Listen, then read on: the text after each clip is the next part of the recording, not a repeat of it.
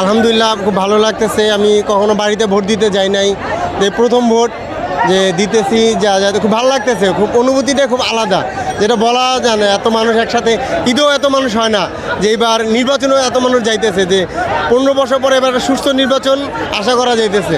আলহামদুলিল্লাহ সুস্থ আমরা চাই সুস্থ হোক, সুন্দর হোক, ভালো হোক, এটা আমাদের চাহিদা, কাম্য আর কি। সুন্দর দেশ চাই আমরা, যে নেশামুক্ত, ড্রাগসমুক্ত, মাদক ব্যবসায়ীরা মুক্ত বাংলাদেশ চাই, টেন্ডারবাজি, চাঁদাবাজি মুক্ত বাংলাদেশ আমরা চাই। আগামীতে যেন এইসব জিনিসগুলো, যে সরকার আসুক, জামাত সরকার আসুক, বিএনপি সরকার আসুক, যারাই আসুক, এইসব জিনিসগুলো যে তারা তাদের মাথায় রাখে, যে মানুষ, যে এই ফেসিবাদ সরকার যে থেকে মানুষ যে দেশ স্বাধীন করছে, নেক্সটে যেন কোনো সরকার যেন ফেসিবাদের দিকে না ঝুঁকে। আশা করতেছি তো সুস্থ হবে। যে এর মধ্যে অনেক দিকে হুমকি টুমকি আসতেছে, যে দিতেছে, যে এই পক্ষে ভোট না দিলে তারা প্রেশার দিবে, এই পক্ষে ভোট না দিলে তারা প্রেশার কম বেশি হবে না, যে তা না।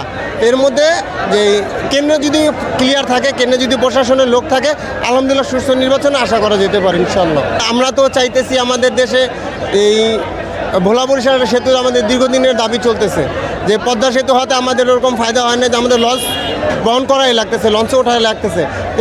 অতএব আমরা চাইতেছি আমাদের দেশ যেন ভোলা বরিশালের সেতু হয়। এটা যে সরকার আসুক, আমাদের ভোলা বরিশাল যে বাসী, এটা তাদের প্রাণের দাবি, জানের দাবি, একটা সেতু যেন এখানে, এটা যেন তারা তাদের ফোকাস রাখে আর কি, তাদের মাথায় রাখে, তারা সেতু যেন তারা বানিয়ে দেয় আর কি। এটা আমাদের ভোলা বরিশালের চাহিদা আর কি।